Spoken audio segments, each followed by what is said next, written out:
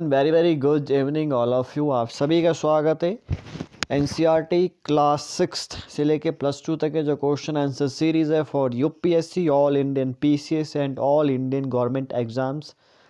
जितने भी A grade से लेके डी ग्रेड तक के एग्ज़ाम होते हैं वो सारे इसमें कवर हो जाएंगे, क्योंकि एनसीईआरटी बेस्ड हर पेपर में, हर एग्ज़ाम में, हर टेस्ट में क्वेश्चन पूछे ही जाते हैं। 70 80 90% तक क्वेश्चन पूछे ही जाते हैं।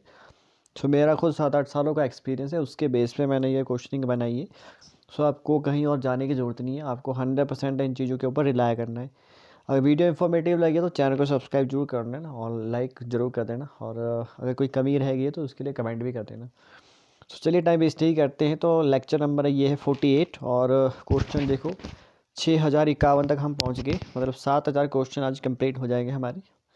तो आप खुद सोचो कि 7000 क्वेश्चन आपने कंप्लीट कर लिया, आप कहाँ पहुँचोगे, दूसरों के मुकाबले में आपका लेवल कितना हाई हो जाएगा। ठीक है, सो बार बार इन चीज़ों को रिवाइज़ करना है और आपको कहीं भी जाने की ज़रूरत नहीं है।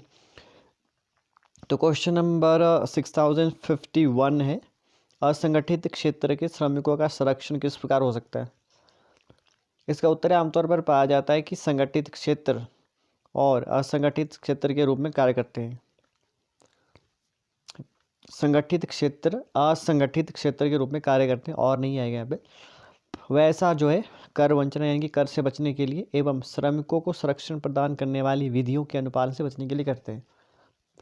तो क्या क्वेश्चन है, असंगठित क्षेत्र के श्रमिकों का संरक्षण किस प्रकार हो सकता है। तो उत्तर है कि आमतौर पर पाया जाता है कि संगठित क्षेत्र और संगठित क्षेत्र जो है असंगठित क्षेत्र के रूप में कार्य करते हैं। वे ऐसा कर वंचन एवं श्रमिकों को संरक्षण प्रदान करने वाली विधियों के अनुपालन से बचने के लिए करते हैं, ताकि मतलब हमें श्रमिकों के लिए जो रूल एंड रेगुलेशन बनाए गए हैं उसको फॉलो ना करना पड़े, क्योंकि इससे जो उनका जो पैसा, उनका मनी मतलब ज़्यादा वेस्ट हो जाएगा, इसीलिए वो इस प्रकार की चीज़ें करते हैं। अगला प्रश्न है, ग्रामीण क्षेत्रों में असंगठित किन्हें माना जाता है। इसका उत्तर है भूमिहीन, जिनके पास भूमि नहीं है, कृषि श्रमिक, छोटे सीमांत किसान, फसल बटाईदार व कारीगर, बुनकर, लोहार, बढ़ई, सुनार आदि इसमें आते हैं। तो ग्रामीण क्षेत्रों में असंगठित हम किन्हें मानते हैं, जो असंगठित क्षेत्र में अनऑर्गेनाइज्ड सेक्टर में काम करते हैं। तो भूमिहीन, कृषि श्रमिक, छोटे सीमांत किसान, फसल बटाईदार व कारीगर, बुनकर, लोहार, बढ़ई, सुनार आदि आते हैं। अगला प्रश्न है, भारत के कितने प्रतिशत लोग व ग्रामीण परिवार छोटे व सीमांत श्रेणी में आते हैं। तो इसका उत्तर है 80%। भारत के कितने प्रतिशत लोग व ग्रामीण परिवार छोटे व सीमांत श्रेणी में आते हैं। इसका उत्तर है 80%। अगला प्रश्न है, शहरी क्षेत्र में असंगठित किन्हें माना जाता है। इसका उत्तर है लघु उद्योगों के श्रमिक, निर्माण, व्यापार, परिवहन में कार्यरत आकस्मिक श्रमिक, सड़क पर विक्रेता का काम करने वाले, सर पर बोझा ढोने वाले, वस्त्र निर्माण करने वाले और कबाड़ी आदि आते हैं। तो शहरी क्षेत्र में असंगठित अनऑर्गेनाइज्ड किन्हें माना जाता है। इसका उत्तर है लघु उद्योगों के श्रमिक, निर्माण, व्यापार, परिवहन में कार्यरत आकस्मिक श्रमिक, सड़क पर विक्रेता का काम करने वाले, सर पर बोझा ढोने वाले, वस्त्र निर्माण करने वाले, कबाड़ी आदि आते हैं। अगला प्रश्न है, भारत के कितने प्रतिशत बच्चे कुपोषण के शिकार हैं। तो इसका उत्तर है भारत के लगभग आधे बच्चे कुपोषण के शिकार हैं। तो भारत के कितने प्रतिशत बच्चे कुपोषण के शिकार हैं। तो भारत के लगभग आधे बच्चे कुपोषण के शिकार हैं। अगला प्रश्न है, जीडीपी से संबंधित 30 वर्षों के आंकड़े हमें क्या बताते हैं। इसका उत्तर है, यह आंकड़े हमें बताते हैं कि जीडीपी में सबसे ज़्यादा योगदान तृतीय क्षेत्र से उत्पादित वस्तु व सेवा का है, लेकिन रोजगार अधिकांश तो प्राथमिक क्षेत्र से ही मिलता है। तो क्या क्वेश्चन है कि जीडीपी से संबंधित 30 वर्षों के आंकड़े हमें क्या बताते हैं। तो यह आंकड़े हमें बताते हैं कि जीडीपी में सबसे ज़्यादा योगदान तृतीय क्षेत्र से उत्पादित वस्तु व सेवा का है, लेकिन रोजगार अधिकांश प्राथमिक क्षेत्र से ही मिलता है। लेसन नंबर 3 है, मुद्रा व साख। क्वेश्चन है, राष्ट्रीय कृषि एवं ग्रामीण विकास बैंक को अन्य किस नाम से जाना जाता है। इसका उत्तर है नाबार्ड। तो राष्ट्रीय कृषि एवं ग्रामीण विकास बैंक को अन्य किस नाम से जाना जाता है? इसका उत्तर है नाबार्ड। तो क्वेश्चन ये भी पूछा जा सकता है कि नाबार्ड को किस अन्य नाम से जाना जाता है? तो राष्ट्रीय कृषि एवं ग्रामीण विकास बैंक के नाम से जाना जाता है। ये क्वेश्चन मतलब कई बार आता है कि इसकी स्थापना कब हुई थी। तो जहाँ तक मुझे याद है तो 1992 में 1992 में हुई थी इसकी स्थापना, नाबार्ड की स्थापना। सीधी डेट ही पूछी जाती है। अगला प्रश्न है विनिमय प्रक्रिया में मध्यस्थता का काम कौन करता है? इसका उत्तर है मुद्रा विनिमय प्रक्रिया में मध्यस्थता का काम करती है। इसे विनिमय का माध्यम कहा जाता है। तो विनिमय प्रक्रिया में मध्यस्थता का काम कौन करता है? विनिमय मतलब क्या होता है? आदान प्रदान, किसी चीज़ का आदान प्रदान करना, उसे कहते हैं विनिमय प्रक्रिया में मध्यस्थता का काम कौन करता है? इसका उत्तर है मुद्रा विनिमय प्रक्रिया में मध्यस्थता का काम करती है। इसे विनिमय का माध्यम कहा जाता है। अगला प्रश्न है मुद्रा के आधुनिक रूप कौन से हैं? इसका उत्तर है करेंसी। मुद्रा का आधुनिक रूप में कागज के नोट व सिक्के आदि के रूप में हम शामिल करते हैं। मुद्रा को विनिमय का माध्यम इसलिए स्वीकार किया गया है क्योंकि सरकार इसे स्वीकार करती है। तो मुद्रा के आधुनिक रूप कौन से हैं? करेंसी मुद्रा आधुनिक रूप में कागज के नोट व सिक्के आदि के रूप में शामिल होते हैं। मुद्रा को विनिमय का माध्यम इसलिए स्वीकार किया गया है क्योंकि सरकार इसे स्वीकार करती है। अगला प्रश्न है भारत में कौन सरकार की तरफ से करेंसी नोट जारी करता है? इसका उत्तर है आरबीआई। तो क्या क्वेश्चन है, भारत में कौन सरकार की तरफ से, गवर्नमेंट की तरफ से करेंसी नोट कौन जारी करता है? तो ये करता है आरबीआई।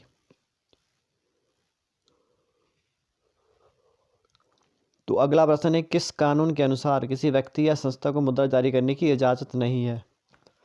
तो उसका उत्तर है भारतीय कानून के अनुसार किसी व्यक्ति या संस्था को मुद्रा जारी करने की इजाज़त नहीं है। तो किस कानून के अनुसार किसी व्यक्ति या संस्था को मुद्रा जारी करने की इजाज़त नहीं है? तो इसका उत्तर है भारतीय कानून के अनुसार किसी व्यक्ति या संस्था को मुद्रा जारी करने की इजाज़त नहीं है। कोई भी व्यक्ति या कोई भी संस्था मुद्रा जारी नहीं कर सकती इंडियन लॉ के अनुसार। अगला प्रश्न है बैंकों में निक्षेप से आप क्या समझते हैं? इसका उत्तर है क्योंकि बैंक खातों में जमा धन को मांग के जरिए निकाला जा सकता है, इसलिए इस जमा को मांग जमा कहते हैं। तो क्या क्वेश्चन है, बैंकों में निक्षेप से आप क्या समझते हैं? निक्षेप का मतलब क्या होता है? निकालना। जैसे हम धन निकालते हैं ना, तो उसे हम कहेंगे, क्योंकि हिंदी के वर्ड बड़े डिफिकल्ट आते हैं हर एक क्वेश्चनिंग में। मैंने खुद यूपीएससी और स्टेट पीसीएस का एग्ज़ाम फेस किए हैं, ठीक है। हम मतलब पॉजिटिव को नेगेटिव लेते हैं और नेगेटिव को पॉजिटिव लेते हैं, ऐसे वर्ड, ठीक है। तो ये याद रखना है। क्या उत्तर है? क्योंकि बैंक खातों में जमा धन को मांग के जरिए निकाला जा सकता है, इसलिए इस जमा को मांग जमा कहते हैं। तो बैंक में निक्षेप से आप क्या समझते हैं या क्या कहते हैं? तो इस जमा को मांग जमा भी कहते हैं।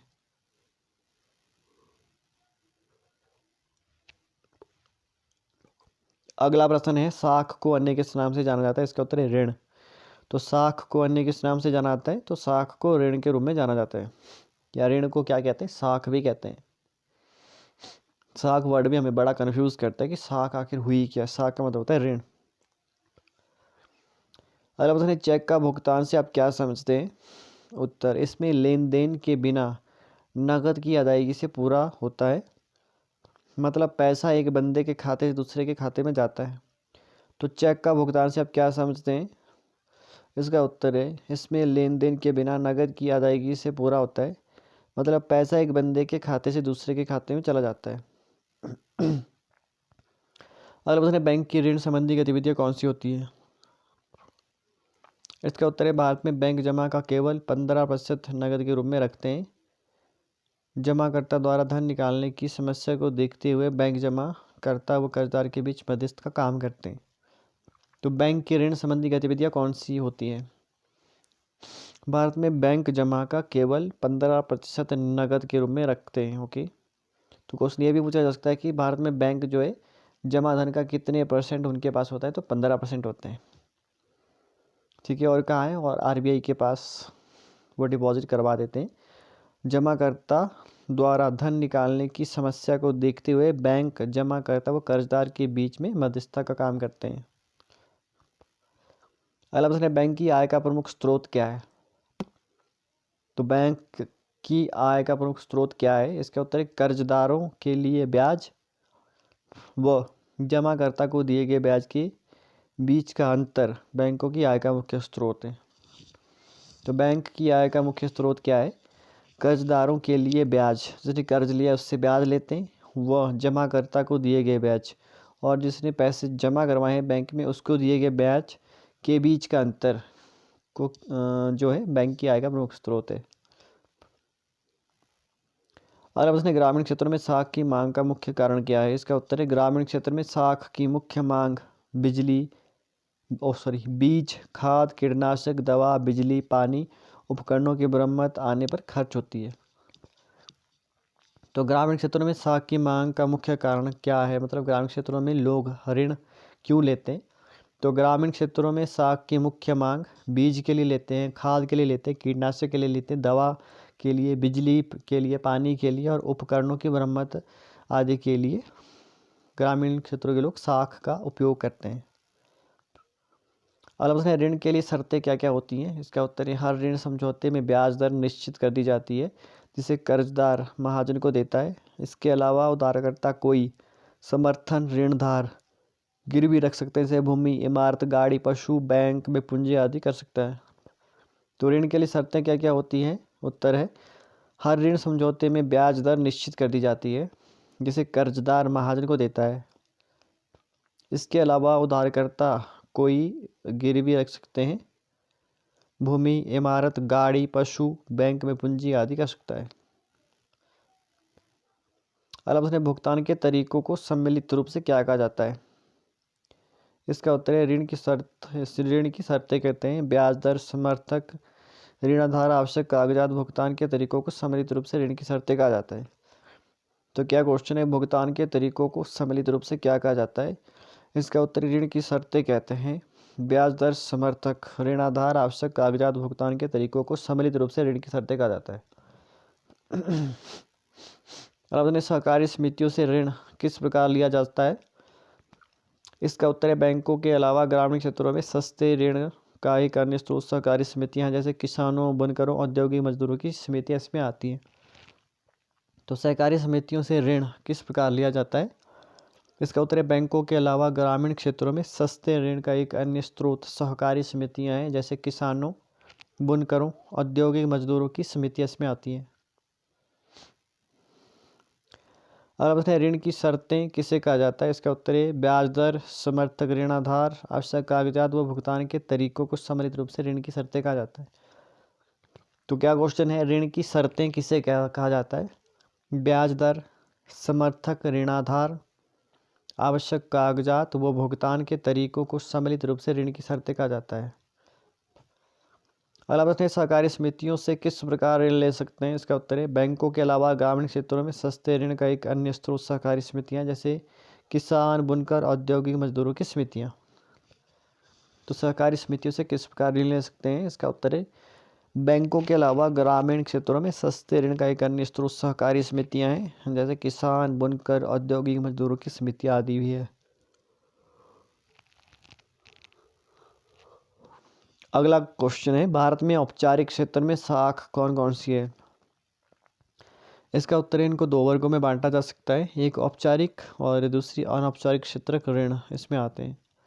तो भारत में औपचारिक क्षेत्र में साख कौन कौन सी हैं? इनको दो भागों में बांटा जाता है, एक औपचारिक, दूसरा अनौपचारिक क्षेत्रक ऋण इसमें आते हैं। अगर आप औपचारिक वर्ग में क्या क्या शामिल होता है? इसका उत्तर है औपचारिक वर्ग में बैंक व सहकारी समितियां आती हैं। तो औपचारिक वर्ग में क्या क्या शामिल किया जाता है? औपचारिक वर्ग में बैंक व सहकारी समितियां आती हैं। अगर हम अनौपचारिक क्षेत्र में कौन सा वर्ग आता है? तो इसका उत्तर है अनौपचारिक क्षेत्र में साहूकार, व्यापारी, मालिक, रिश्तेदार, दोस्त आदि आते हैं। तो अनौपचारिक क्षेत्र में कौन सा वर्ग आता है? अनौपचारिक क्षेत्र में साहूकार, व्यापारी, मालिक, रिश्तेदार, दोस्त आदि आते हैं। और ऋणों की औपचारिक स्रोतों की कार्यप्रणाली पर कौन नजर रखता है? इसका उत्तर है आरबीआई। तो ऋणों की औपचारिक स्रोतों की कार्यप्रणाली पर कौन नजर रखता है? इसका उत्तर है आरबीआई। अब अनौपचारिक क्षेत्र में कौन देखरेख करता है? इसका उत्तर है अनौपचारिक क्षेत्र में ऋणदाताओं की देखरेख करने वाली कोई संसद नहीं है। ग्रामीण क्षेत्रों में केवल 50% ऋणदाता औपचारिक क्षेत्र से आते हैं। तो अनौपचारिक क्षेत्र में कौन देखरेख करता है? अनौपचारिक क्षेत्र में ऋणदाताओं की देखरेख करने वाली कोई संसद नहीं है। ओके। ग्रामीण क्षेत्रों में केवल 50% ऋणदाता औपचारिक क्षेत्र से आते हैं। तो नेक्स्ट है लेसन नंबर 4,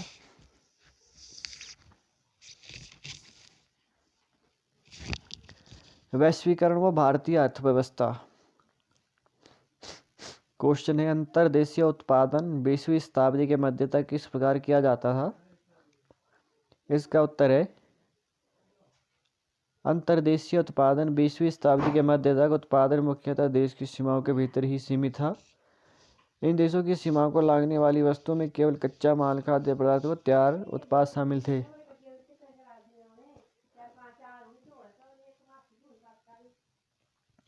अंतर्देशीय उत्पादन 20वीं शताब्दी के मध्य तक किस प्रकार किया जाता था? तो इसका उत्तर, अंतर्देशीय उत्पादन 20वीं शताब्दी के मध्य तक उत्पादन मुख्यतः देश की सीमाओं के भीतर ही सीमित था। इन देशों की सीमाओं को लांघने वाली वस्तुओं में केवल कच्चा माल, खाद्य पदार्थ व तैयार माल शामिल थे। अगला प्रश्न है, बहुराष्ट्रीय कंपनी किसे कहा जाता है? इसका उत्तर, यह बड़ी कंपनियों को कहा जाता है। बड़ी कंपनियों के परिदृश्य से उभरने से पहले का यह समय था। बहुराष्ट्रीय कंपनी वह है जो एक से अधिक देशों में उत्पादन पर नियंत्रण अथवा स्वामित्व रखती है। तो बहुराष्ट्रीय कंपनी किसे कहा जाता है? इसका उत्तर, यह बड़ी कंपनियों को कहा जाता है। बड़ी कंपनियों के परिदृश्य से उभरने से पहले का यह समय था। बहुराष्ट्रीय कंपनी वह है जो एक से अधिक देशों में उत्पादन पर नियंत्रण अथवा स्वामित्व रखती है। अगला प्रश्न है, परिसंपत्तियों में किसे रखा जाता है? इसका उत्तर है, परिसंपत्तियों में जैसे भूमि, भवन, मशीन व अन्य उपकरण की खरीद में वहन की गई मुद्रा को निवेश कहते हैं। तो परिसंपत्तियों में हम किसे रखते हैं? परिसंपत्तियों में जैसे भूमि, भवन, मशीन व अन्य उपकरण की खरीद में वहन की गई मुद्रा को निवेश कहते हैं या परिसंपत्तियां कहते हैं। अगला प्रश्न है, विदेशी निवेश किसे कहते हैं? इसका उत्तर है, बहुराष्ट्रीय कंपनी द्वारा किए गए निवेश को विदेशी निवेश कहते हैं। तो विदेशी निवेश किससे कहते हैं? बहुराष्ट्रीय कंपनी द्वारा किए गए निवेश को विदेशी निवेश कहते हैं। अगला प्रश्न है, वैश्वीकरण क्या है? इसका उत्तर है, कंपनियां मुनाफा कमाने के लिए एक दूसरे देशों में सस्ती सुविधाएं तलाश करती हैं। परस्पर संबंध और तीव्र एकीकरण को ही वैश्वीकरण कहा जाता है। तो वैश्वीकरण क्या है? ग्लोबलाइजेशन जिसे हम कहते हैं, वो क्या है? कंपनियां मुनाफा कमाने के लिए दूसरे देशों में सस्ती सुविधा तलाश करती है। सस्ती सुविधा का मतलब क्या है कि कोई भी उन्होंने कंपनी खड़ी करनी है तो रॉ मटेरियल सस्ता देखेंगे, लेबर सस्ती देखेंगे, जो प्रोजेक्ट में खर्चा है उसको सस्ता देखते हैं कि कहाँ कम खर्चा में पड़े। ठीक है, तो परस्पर संबद्ध और तीव्र एकीकरण को ही वैश्वीकरण कहा जाता है। रैपिड इंटीग्रेशन जिसे हम कहते हैं तीव्र एकीकरण, मतलब मिलकर काम करना। विश्व के जो दो देश हैं वो मिलकर काम कर रहे हैं तो उसे कहेंगे तीव्र एकीकरण। और उसने देश को जोड़ने से वैश्वीकरण के क्या परिणाम होंगे? इसका उत्तर है, उत्पादकों के बीच अधिक प्रतिस्पर्धा होगी। तो क्या क्वेश्चन है कि देश को जोड़ने से वैश्वीकरण के क्या परिणाम होंगे? इसका उत्तर है, उत्पादकों के बीच अधिक प्रतिस्पर्धा होगी। एग्जाम्पल के लिए अगर दो देश हम लें, भारत और अमेरिका लें, ठीक है, तो अगर वो एक साथ जुड़ गए, वैश्वीकरण उनमें हो गया, ठीक है, तो जो प्रोडक्ट इंडिया में उत्पादित होंगे और अमेरिका में उत्पादित होंगे तो उनमें कंपटीशन हो जाएगा। ठीक है, तो उत्पादकों के बीच अधिक प्रतिस्पर्धा होगी कि हमने बेस्ट बनाना है और हमने बेस्ट बनाना है। इंडिया वाले बोलेंगे हमने अमेरिका से बेस्ट बनाना है, अमेरिका वाले बोलेंगे हमने इंडिया से बेस्ट प्रोडक्ट बनाना है। किसी भी फील्ड में ले लो आप चाहे।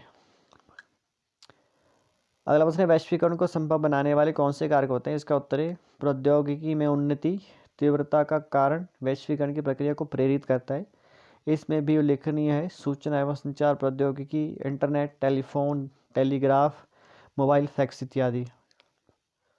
तो क्या क्वेश्चन है, वैश्वीकरण को संभव बनाने वाले कौन से कारक होते हैं? इसका उत्तर है, प्रौद्योगिकी में उन्नति तीव्रता का कारण वैश्वीकरण की प्रक्रिया को प्रेरित करता है। इसमें भी उल्लेखनीय है सूचना एवं संचार प्रौद्योगिकी, internet, telephone, telegraph, mobile, fax इत्यादि। मतलब वैश्वीकरण को ये संभव बना रहे हैं, ठीक है। एक देश की रीच दूसरे देश तक अपनी रीच पहुंचा रहे हैं इंटरनेट के थ्रू, टेलीफोन के थ्रू, टेलीग्राफ, मोबाइल, फैक्स के इत्यादि के द्वारा। अगला प्रश्न है, सरकार व्यापार अवरोधक का प्रयोग क्यों करती है? मतलब व्यापार करने में दो देशों के बीच या किसी भी देश के बीच में बैरियर क्यों लगाती है? तो इसका उत्तर है, सरकार व्यापार अवरोधक का प्रयोग विदेशी व्यापार में वृद्धि या कटौती नियमित करने व देश में किस प्रकार के वस्तु कितनी मात्रा में आयातित होनी चाहिए यह निर्णय करने के लिए कर सकती है। तो सरकार व्यापार अवरोधक का प्रयोग क्यों करती है? सरकार व्यापार अवरोधक का प्रयोग विदेशी व्यापार में वृद्धि या कटौती नियमित करने व देश में किस प्रकार के वस्तु कितनी मात्रा में आयातित होनी चाहिए यह निर्णय करने के लिए करती है। उदाहरण के लिए, ठीक है, कई बार न्यूज़ में आता है कि भारत सरकार ने जो है बाहर से आने वाले चावल या गेहूं के ऊपर मतलब टैक्स ज़्यादा लगा लिया, ठीक है, टैक्स बढ़ा दिया। तो ये क्यों करता है? ताकि जो हमारे इंडिया के जो प्रोडक्ट है उनको सेव कर सके, इंडिया के लोग जो प्रोडक्ट उगा रहे हैं उनको बेस्ट प्राइस मिल सके। अगर बाहर से प्रतिस्पर्धा होगी तो इंडिया के जो लोग हैं उनको कम प्राइस में वो प्रोडक्ट देना पड़ेगा, ठीक है। तो कंपटीशन को कम करने के लिए और अपने देश के लोगों को ऊपर उठाने के लिए इस तरीके के मेजरमेंट सरकार करती है। या दूसरे देश की सरकार भी ऐसा ही करती है, जैसे अमेरिका जो कई बार चीन के प्रोडक्ट के ऊपर बैन लगा देता है। ओके, अगला प्रश्न है, स्वतंत्रता के बाद भारत ने किस प्रकार की विदेशी व्यापार नीतियाँ बनाई? तो इसका उत्तर है, स्वतंत्रता के बाद भारत ने विदेशी निवेश पर प्रतिबंध लगा रखा था, देश के उत्पादकों को विदेशी प्रतिस्पर्धा से संरक्षण प्रदान करने के लिए। तो स्वतंत्रता के बाद भारत ने किस प्रकार की विदेशी व्यापार नीति अपनाई? इसका उत्तर है, स्वतंत्रता के बाद भारत ने विदेशी व्यापार विदेशी निवेश पर प्रतिबंध लगा रखा था, देश के उत्पादकों को विदेशी प्रतिस्पर्धा से संरक्षण प्रदान करने के लिए। अगला प्रश्न है, भारतीय उद्योगों का उदय कब हो रहा था? इसका उत्तर है, 1950 से 1960 में भारतीय उद्योगों का उदय हो रहा था। इस अवस्था में आयात से प्रतिस्पर्धा इन उद्योगों से बढ़ने नहीं देती। तो क्या प्रश्न है, भारतीय उद्योगों का उदय कब हो रहा था? तो इसका उत्तर 1950 से 1960 में भारतीय उद्योगों का उदय हो रहा था। इस अवस्था में आयात से प्रतिस्पर्धा इन उद्योगों से बढ़ने नहीं देती थी। अगला प्रश्न है, भारत में केवल किन किन वस्तुओं के आयात की अनुमति उस समय थी?